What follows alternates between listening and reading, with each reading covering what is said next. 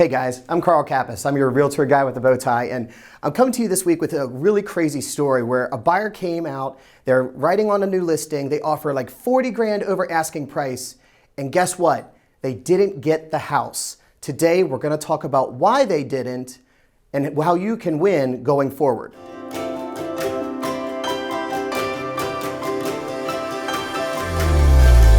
So like I was saying, guys, this buyer took and was in a massive bidding war, and we're seeing a lot of that right now, especially in certain price ranges, certain areas. Everything is just desirable to a lot of people. So what happened was this buyer came in and they said, you know what, if I offer this much money over asking price, there's no way I won't get the house. Well, come to find out, they got beat. And guess what? They got beat by a lower offer. Yeah, it really does happen in this market. And so a couple of things that we've found in navigating some of these multiple offers recently, I personally had a seller where we had a higher offer and we took a lower just because of one of these different reasons. So going into it, one of the reasons why your offer may not win is because the other offer had better financing or was cash. Now, people always say, well, cash is the same at the end of the closing day. 600 grand and 600 grand are the same, whether it's financed or whether it's cash. Well, actually it's not, because when you finance it, you now have to go through an appraisal. You have a lender who's looking at all of the financial documentation. They're breaking down everything that that buyer does with another set of eyes. Versus a cash offer is more so, is the money sitting in the bank tomorrow? The other thing when I say better financing means they may have had more down payment money. They may have had a better financing option that didn't have PMI or didn't have a different appraisal set up on it. So when I say a better financing option, don't think just because you're putting down 5 or 10% that it could be the best thing out there. I do understand that not everyone is in a position where they can take and put down 20 or 50%. But like I said, I'm here to give you information about why your offer may not win when you go way above asking price.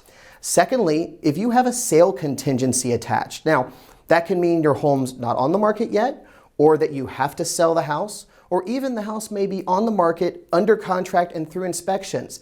That's still another hiccup that could cause a seller a little bit of apprehension to take your offer over another one that doesn't have that attached.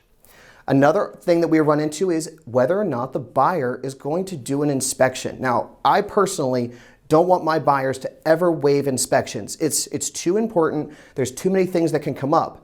However, I have seen, and my buyers have done this, where we take and we do limited inspections. Or we'll go to the seller and say, hey, look, we're only going to ask for something to be fixed if it's going to cost more than maybe $1,000. Those kinds of things to a seller help take away some of the apprehension, knowing that even if there's an inspection done, we may not be on the hook for egregious amount of repairs should the inspector find anything. And of course, if you ask most sellers, their home's beautiful, nothing's wrong with it, they've lived there for 10 years, and everything's great until the inspection's done. Also, one of the things we look at is who is the lender? As an agent who's been doing this a long time, there's a lot of lenders in this area and nationally who I personally have had experience that weren't good for both my buyers or my seller took an offer with a certain lender and we had hiccups nonstop. The lender has to be able to deliver the closing on time without any issues and not put the buyer through undue stress. And some of these lenders out here, unfortunately, fly by night, or some West Coast third party will give you an interest rate of 10% because your credit isn't the best, but will still give you a loan. As a listing agent, that's one of those things that I look at and say, maybe this isn't the best offer for us. Something else that we run into is possession. Now, a lot of the time, the buyer wants to get into the house as soon as possible. And that's great because they're excited, it's a new home, it's awesome. But if you try to kick a seller out of a house in this market the day of closing, and then we have a little bit of a financing issue and the seller's got everything on their truck, but you're not ready to close, it creates some problems. So flexible possession is something that a buyer needs to take into account when they're making their offer potentially. If they can't do it, they can't do it, I understand. We have to make the best offer we can. Also, when I was talking about financing earlier, appraisal is a big thing. Now that offer that was 40K over asking sounds great to a seller. They're like, oh my God, it's a big payday. I can do all this awesome stuff. But then they get into it and they find out, wait a second, is this thing even gonna appraise? Are we gonna get this money for this house? Like, Carl, do you think it's worth this? And of course, I'm like, guys, I wanna get you as much money as I physically can, but I can't promise you that this is gonna work. So If it's too high, I worry about the appraisal contingency being involved, and that's why we may take something lower, because we have a better shot at not having to come in later and reduce the price by $10,000, $15,000, $20,000, if not more, when we may have had a cash offer that was in that range to begin with.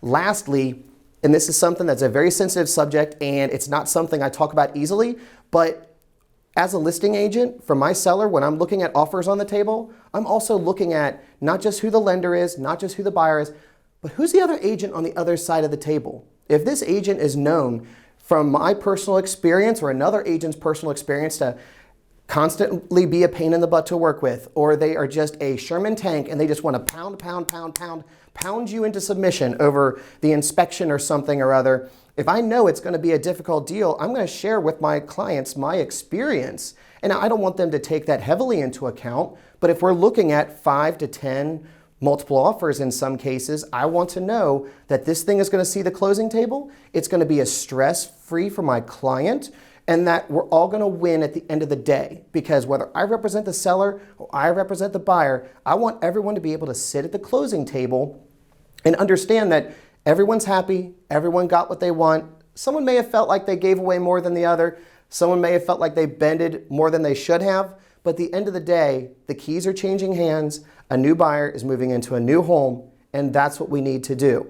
So at the end of the day, what I advise for everyone is, if you're going to be in a multiple offer situation, talk in depth with your agent about what we can do to win without buying the sale or buying the contract, if you will.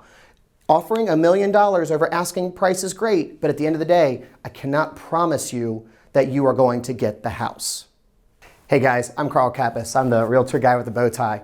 I've dedicated my entire career to giving people great service and also at the same time making sure they're learning about what they're doing, not that they just woke up one day and decided to sell their house or buy a new home. So if you've enjoyed this material, hopefully you'll take and you'll click the subscribe button. And if you know somebody who's thinking about buying or selling who may find this information useful, please feel free to forward the link over to them or have them reach out to me directly. I'm available via text, email, DM, anytime, any day, and make sure you follow us on our social media at Facebook, Instagram, Twitter, and here on YouTube.